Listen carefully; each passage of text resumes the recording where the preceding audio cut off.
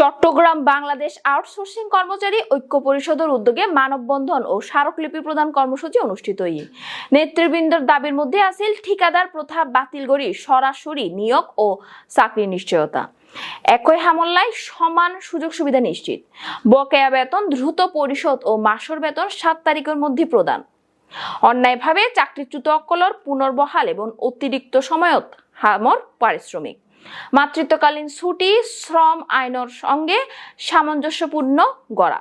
সংগঠনের আহ্বায়ক মোহাম্মদ মহিউদ্দিন ও যুগ্ম আহ্বায়ক মোহাম্মদ জামাল উদ্দিন 6-7 লাখ শ্রমজীবী মানুষের জীবনমান উন্নয়নের দাবিগিন দ্রুত বাস্তবায়নের আহ্বান জানান। সেই আউটসোর্সিং পরিবারকে একটা স্থান এবং ঠিকানা দেওয়ার জন্য অবশ্যই এই দাসপ্রথা থেকে আমাদেরকে মুক্তি করার জন্য সে দিনরাত পরিশ্রম করে যাচ্ছেন। আমরা এই ভাইয়ের পাশে আছি এবং ভবিষ্যতে থাকবো। আমাদের উদ্দেশ্য হলো একটাই, আমরা 30 তারিখে প্রত্যেকটা বিভাগ থেকে যার যার অবস্থান থেকে সবাই চলো চলো ঢাকা চলো প্রোগ্রামে অংশগ্রহণ করে আমাদের ন্যায্য দাবি আদায় করে নিবে ইনশাআল্লাহ। চট্টগ্রাম বন্দরের প্রেক্ষিতে বলা হয়েছে বিরাষ্ট্রীয়করণ করা যাবে না, কিন্তু এই চট্টগ্রাম বন্দরও কিন্তু ব্যক্তি মালিকানা ছেড়ে দেওয়ার জন্য, বিদেশিদেরকে ছেড়ে দেওয়ার জন্য তৎপরতা শুরু করছে সরকার। খেয়াল করবেন, গণতন্ত্রের কথা বলি আমরা, তো গণতন্ত্র মানে কি? এই সরকারের অধীনে তো কমিশন, তাহলে এই কমিশনের রিপোর্ট বাস্তবায়ন করার দায়িত্ব এই সরকারের না? তাহলে এই সরকার তো চাইলে বলতে পারে যে বৈষম্য আমি চাই না, এক দেশে 3 ধরনের আইন কি চাই না, ইপিজেডের জন্য একটা আইন, বন্দরের জন্য একটা আইন, আর যারা বাইরে চাকরি করে তাদের জন্য একটা আইন। এক দেশে কয় ধরনের শ্রম আইন থাকতে পারে ভাই? তাহলে এই বৈষম্য দূর করতে হলে সারা বাংলাদেশের সমস্ত শ্রমিক কর্মচারীদেরকে ঐক্যবদ্ধ সংগ্রাম করে তুলতে হবে। আমাদের শ্রমিকের রক্ত শুষে খাচ্ছে, সে শ্রমিকের রক্তে প্রতিটা ফোঁটা কোনো মূল্য না দিয়ে বিভিন্ন সরকারি প্রতিষ্ঠান উচ্চ কর্মকর্তারা যে আমাদেরকে দিয়ে ব্যবসা বাণিজ্য করতেছে, সেগুলো বন্ধ করে সারা বাংলাদেশে সকল প্রতিষ্ঠান থেকে যারা আউটসোর্সিং এর আছে সবাইকে রাজস্ব খাতার মধ্যে এনে নিয়মিত করার জন্য আহ্বান করতেছি। আপনারা জানেন, বাংলাদেশ স্বাধীন হওয়ার পর থেকে এই শ্রমিক শ্রেণীকে নিয়ে এক প্রকার আপনারা নানান নাটকীয়তার মাধ্যমে আমাদেরকে নিয়ে কাউকে বানাইছে আউটসোর্সিং, কাউকে বানাইছে দৈনিক ভিত্তিক মজুরি, কাউকে প্রকল্প, এভাবে করে তিন সেক্টরে আমাদেরকে নির্যাতন চালিয়ে যাচ্ছে দীর্ঘ বছর ধরে।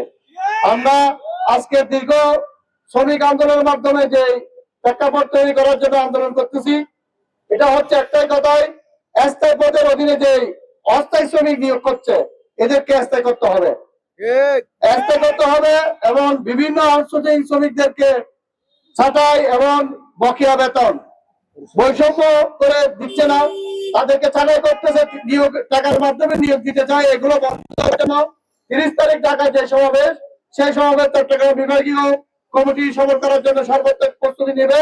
এবং আপনাদেরকে উদ্দেশ্য বলবো, চট্টগ্রাম বিভাগীয় শ্রমিক কর্মচারীদেরকে যারা আউটসোর্সিং দৈনিক ভিত্তিক প্রকল্প, সবাই যোগাযোগ করে আমরা একসাথে যাতে যেতে পারি, সেজন্য আহ্বান জানাচ্ছি আজকে মানববন্ধন থেকে।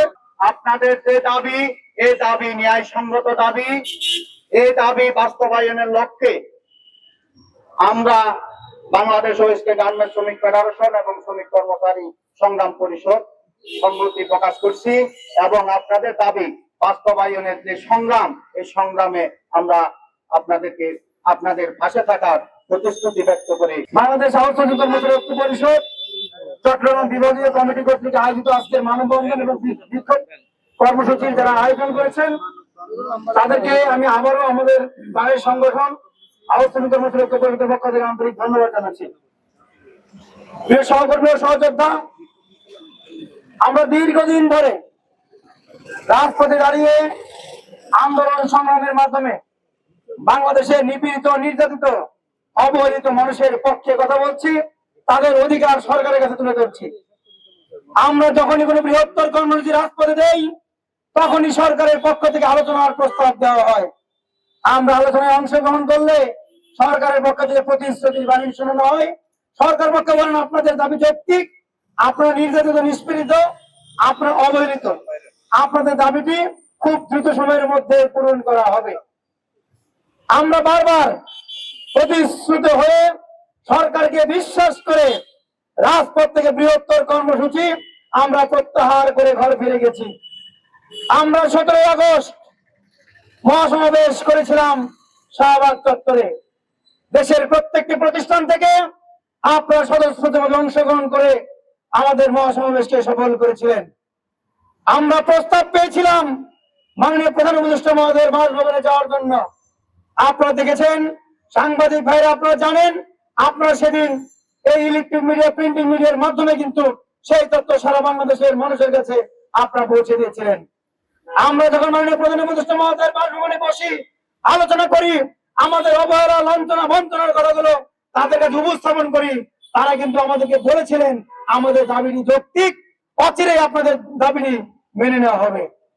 আমরা বিশ্বাস করেছিলাম বিগত সরকারের পতন হয়েছে, একটি মানবিক সরকার গঠন হয়েছে, সেই মানবিক সরকারের দায়িত্বে আছেন নোবেল বিজয়ী ডক্টর মোহাম্মদ ইউনূস সহ যারা ফ্যাসিস্টের পতন ঘটিয়েছে, কিছু তরুণ এবং কিছু প্রবীণ ব্যক্তি যারা ইতিমধ্যে বাংলাদেশের মানুষের একটা আস্থার জায়গা অর্জন করেছিল।